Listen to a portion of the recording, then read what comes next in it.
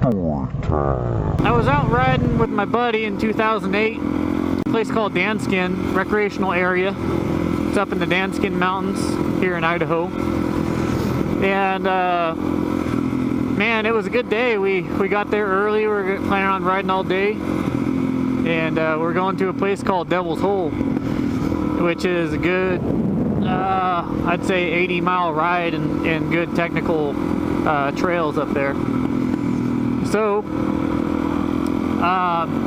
we started out our day. We got probably about 3/4 of the way there. We were just grinding through all this technical stuff all day long. My buddy just randomly flies off the trail, broke his foot peg off, jacked his bike all up.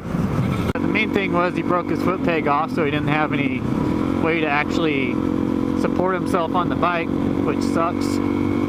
And around that time, when we were trying to get organized again on to the side of the trail, a couple of these guys came riding up the opposite direction and offered a hand. They were like obviously seasoned riders. I mean, they had tool kits, they had everything. They ended up actually fixing his foot peg to the point where he could actually ride. They just wired it on and used some of their tools to get that puppy secured on there. But so I was pretty impressed with that. We were able to actually keep on trekking, and so we got up there. We got to Devil's Hole, which is like this giant cliff, right? And there's a canyon and a river that flows through there. So there's a couple riders hanging out up there at the cliff, and they were smoking pot up there. And they asked my buddy, who I met when I was like 9. He's always been like kind of a little brother to me. He's only a year younger, but I don't know, we just been friends for so long. Anyway, so we're up there, right? And they're asking him if he wants to smoke a little pot with them. Actually, they asked both of us. I said no. But so he was like, yeah, sure. So he took a hit. I was pissed. He took a hit off their wacky tobacco, and I don't do it. I don't care if anybody else does it, but like, you just don't do that when you're out riding with your buddy who for one doesn't do that, and for two, it is ridiculously dangerous for you to do that when you're out riding. It takes a lot of precision to actually ride a motorcycle, a dirt bike out there. So he took a hit off it, and I was all pissed off. I was just kind of enjoying the view off the edge of the cliff and stuff. So we decided to leave. And this time around, I was like, screw it, man. We barely have enough gas to get back to the truck. I mean, when you're out there and you're going on that big of a ride, it turns into survival mode. So I started heading back, trying to conserve gas. Literally, right when I got to the truck, it was starting to get dark. I was running out of gas as I rolled up to the truck, right? So I'm like, sweet, well, I'm good. I made it. He should be not too far behind me. So I wait, and I wait. He never shows. And it's like, the sun is coming down. It's not a good thing if you have to spend the night out there. It gets cold, you probably die or become very uncomfortable. But anyway, so I was like, shoot, what am I gonna do? No gas.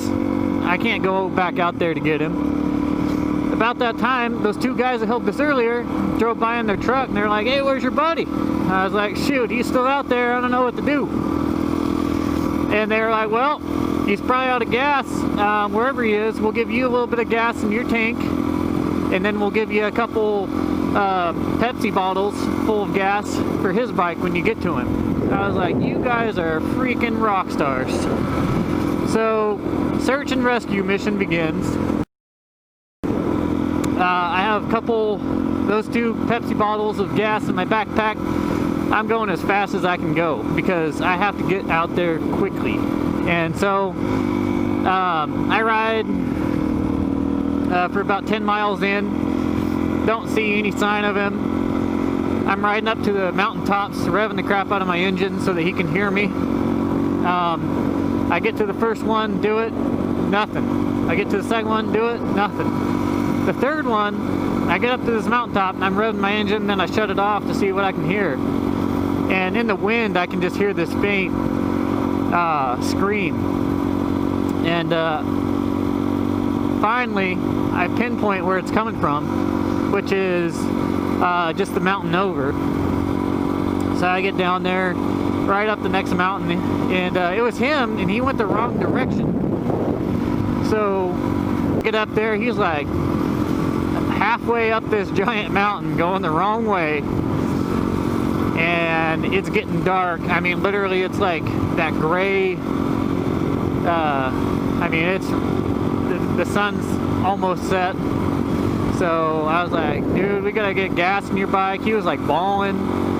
He thought he was gonna die. So I was like, we gotta get this gas in your bike. We gotta go now. And that's the other thing. He didn't realize I had the gas. So he's like, I'm out of gas, man. I was like, no, it's all right. I got some. So I end up putting that gas in his tank and heading back out. Keep looking back this time, making sure he's there, because I can't afford to go back for him again. At this point, I thought I was going to get screwed because we don't have headlights on our bikes. So if it's nighttime, we can't ride. There's no way you can ride, especially through those trails. So we get back. It is literally dark out. The sun had set. It was dark by the time we got back. We were actually loading our bikes in pitch black dark. It was crazy. He's a lucky dude that I was out there with him and that we met those guys. Absolutely insane. And yeah, so he didn't die. I rescued him, and he learned that he should never do drugs while he's out riding with me ever again. Kind of another situation, but the same riding area. We were heading back to our truck after riding, and this herd of cows is like blocking the road, completely blocking the road. And so finally we decided to like try to go to the right hand side of them. So we both swerve over to the right and speed past them. And, you know, they could have gone off the road at any time and been totally fine, but this cow literally waits until the worst moment possible to go off the road, where there's like a cliff, probably a 20-foot straight down drop. I look over and I just see it topple over and its hooves go up, and it made a weird like grunting noise, like "Rah!" And it like it cartwheeled off the side of the road. So I'm fairly certain that cow died. So we got back to the truck and we were like, I asked him, did you see that? He's like, yeah, I saw it. You just freaking killed the cow. So, needless to say, we scooted on out of there as quickly as possible. That was true story time.